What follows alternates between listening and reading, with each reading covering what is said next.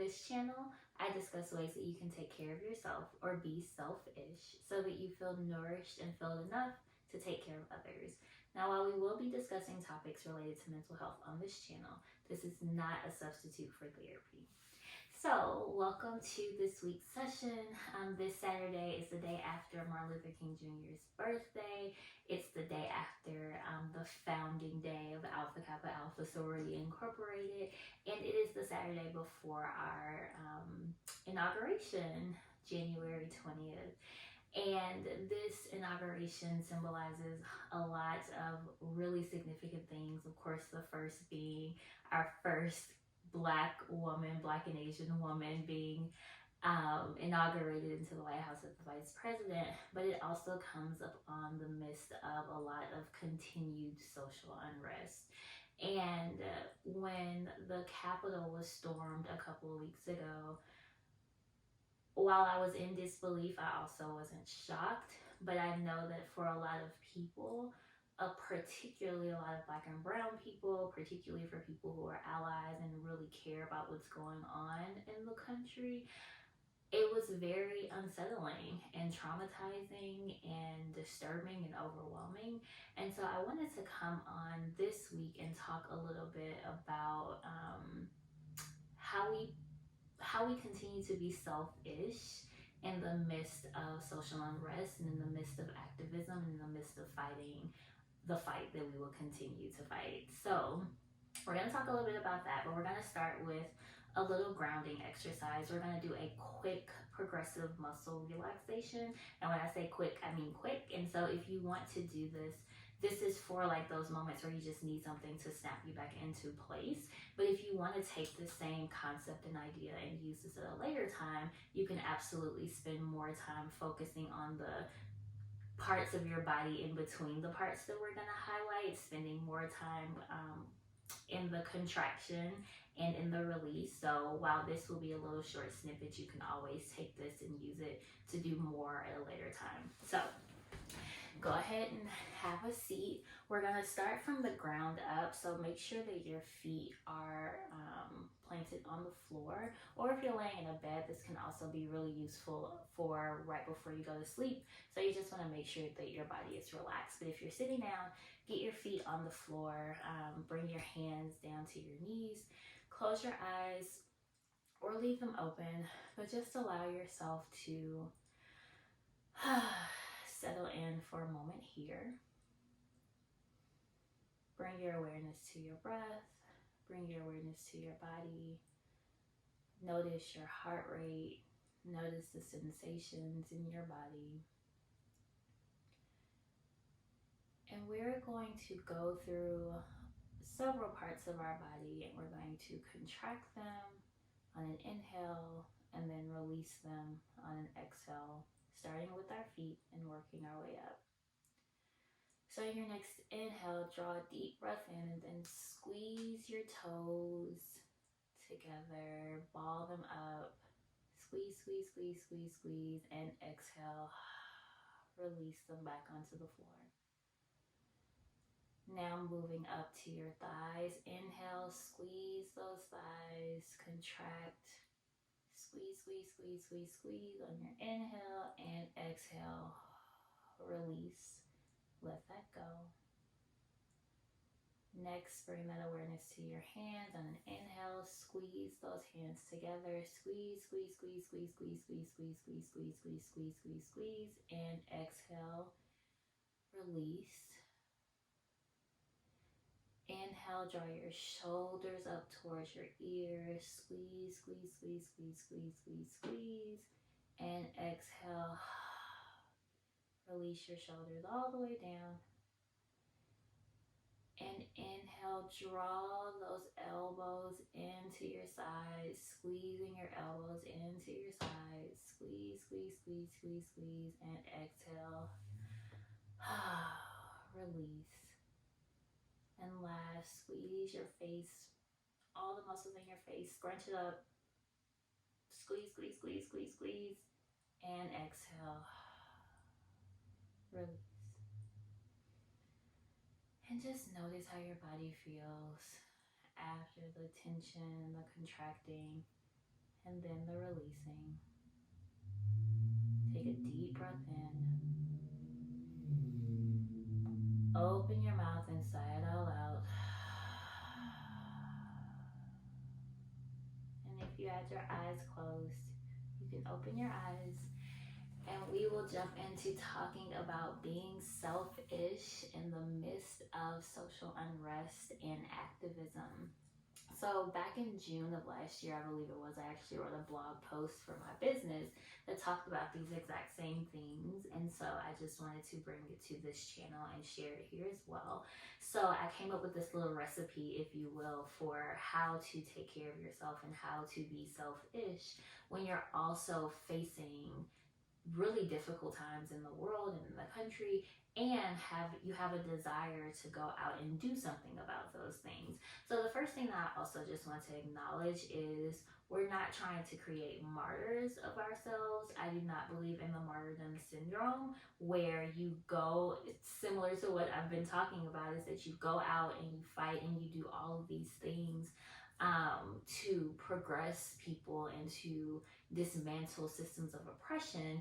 But in doing that, you are causing harm to yourself. You are being destructive to yourself, because you're not sleeping, you're not eating, you're attending every single protest that's happening, you're yelling and arguing with people, and you're fighting with every person, you're all in the comment sections on social media, and you're drained. Like, there's no way that you can do all of that and still be a healthy, functioning person. And if we're going to keep this fight going, we're going to have to tap in, tap out, tap somebody else in after they've recharged, tap out so we can go recharge, and then go back in. And so the whole concept behind this is around that. And if that is something that you vehemently disagree with, then hey, it is what it is. But I really do genuinely believe that the way that we're going to have sustainable fight in us is that we have to take a step back, regroup, and then go back in. Also, one of the things that really resonated with me is last year I heard a sermon that just talked about like Jesus being a protester, and Jesus like shaking things up when he saw things that he did not agree with. And so it was really powerful to put that in the context of a Christian space as well, because there is a lot of rhetoric around Christianity that just says, oh, we're supposed to love each other. And so like this, us protesting and us standing up for different causes is not the Christian way, because it just causes division. And it says that we aren't doing the work of God, which is just to pull everyone together and love everyone. And we're all humans and race doesn't exist, right? And I think that there are lots of flaws and lots of contradictions within those statements. And so I really appreciate that there are pastors and people in the Christian community that are speaking to us as a part of being a Christian. It is about dismantling these systems, and it is about speaking out when our brothers and sisters are not being treated well. So I just want to also make a stance of saying that as a Christian and as a person who believes that Black Lives Matter and who believes in fighting the good fight, I believe that there is a place for that within Christian spaces, and that we need to be more intentional about that. So, off my soapbox in that regard, but to our recipe for self-care in the midst of social unrest and activism. First, unplug. Right? So the interesting thing about that Tuesday with the Capitol is that I didn't even know about it, mostly because I was sitting in sessions all that day, but that I hadn't been on social media, I hadn't seen anything. And so I have a filter of people who tell me about what's going on in the world, so that I can see it in a way that is not as heavy or forceful or overwhelming as scrolling through a timeline and just seeing everything. So I would definitely encourage you, as hard as it is to not be informed, I would really encourage you to think about how can you unplug, get off the internet, really be mindful of where your information is coming from. Maybe you get a group of people together who will tell you when the important things are happening, and you all can support one another. But do you have to always constantly be plugged in? No. And this idea that you might miss something important, or something might pop up and you had no idea about it. It'll be okay. If it is something that like is urgent and emergent and significantly impacting you in that moment, I imagine that you unplugging for a little while is not going to keep you from getting that information. So unplug is the first part of the self-care piece. The second piece is to rest. So when you're unplugging, it's not okay to be going out and doing something else. It's not helpful to be, yes, you unplug maybe, but it's also not helpful to be doing Google searches or like constantly filling your calendar with busy things to do that are overstimulating. It's helpful to rest, especially if you've already been engaged and you've already been consuming. You want to take the time to unplug, but also take the time to actually rest, doing some restorative yoga, taking some naps, really sitting and being still and being quiet can be so helpful to re-energize and get you recharged to be able to go back out and do the work. The other thing is to gather. So get your tribe, get the people that you can talk to who you know will support you, will allow you to be vulnerable, will let you cry and hold that space for you, will remind you of who you are, why you exist, why you're needed, will support you in getting you the help that you might need, will challenge you, will tell you that it's okay for you to rest and relax, that you're normal and that there is nothing wrong with you having these feelings. Find those people. Like, get with your tribe, get with the people who you have your group chats with, that you know you can say anything and that they're going to be down and they're going to hold that space for you. So gather with those people. And then after you've done all of that, you engage. You go back out, you go to the protest, you get, I do not encourage people to get in the comments on social media, but if that is your thing, go for it. That is when you get to engage. So you notice engaging is not the first part. Engaging comes after you've done the things that you need to do to be able to equip yourself to handle the stresses of going out and doing the fight and doing the good work. So after you engage, you also, this is the part that I think a lot of people forget to do. You really want to reevaluate or evaluate, depending on if this is the first time or the third time. You want to evaluate, is what I'm doing working for me and for the cause that I am fighting for? Is what I'm doing sustainable for me and for the people that I'm fighting for? Is it sustainable to go to a protest 5 to 6 to 7 times in a few days? Is that sustainable? Is that working? Is it energizing? Is it helping you? Is it getting you to the place that it needs to be? I'm not saying don't do or not do in this portion. I'm just saying evaluate it. See how it makes you feel, and are you able to re-energize and recharge from these other things? Because if you do all of that work and you can't get back to equilibrium, it's not working, it's not helping. And again, we're not trying to create martyrs. Yes, we want people to fight the good fight, and we can't have you fight if you're exhausted and burned out. So evaluate and then repeat. So after you evaluate, unplug, take some time away, rest to really let it integrate, gather with your tribe and with your people, go back out and engage, evaluate how it went this time, and then keep repeating the cycle over and over again. And I really do hope that in doing that, it gives you more space and more freedom to be able to have sustainable ways of engaging in activism and surviving through a time in our lives that does not seem to be ending anytime soon. So we are going to close just with a visualization / meditation that I think might be helpful. So go ahead, and again, if you're sitting, just allow your feet to come down onto the floor. Bring your hands down to your lap or to the arms of your chair, just letting your elbows fall down heavy. Spine is nice and long. And again, just bring your awareness to your breath. Take a deep breath in. Open your mouth and sigh it all out. Take another deep breath in. Open your mouth and sigh it all out. And keep taking those deep breaths in and sighing them out.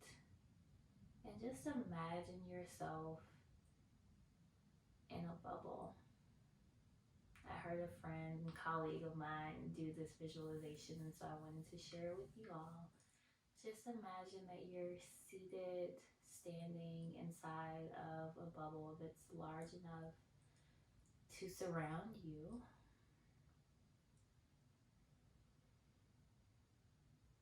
And you have the ability to see outside of your bubble. You can see all the things that are going on, all the people that are around, the space that's around. While you can see out of it, nobody else can get in your bubble. And so while the world may be going on and people may be engaging and saying things or doing things that may be hurtful or harmful in this bubble, you're safe and you're protected. And you can see out into the world and see what's going on. But in this bubble, it's just you and it's just your safe space. And when you're ready to go back out and engage with the world, you can leave your bubble, but just know that it's always available to you. And you don't have to let others into your bubble, although you can see them outside of it. So take one more deep breath in. Open your mouth and sigh it out. And you can let the bubble go, knowing that it is there for you whenever you need it. And if you had your eyes closed, you can open your eyes. And that is all for this week's session. Be selfish and woke. Take care of yourself as we enter into a new era, a new day.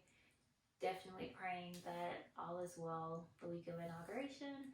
And I will see you all back same place next Selfish Saturday. Take care.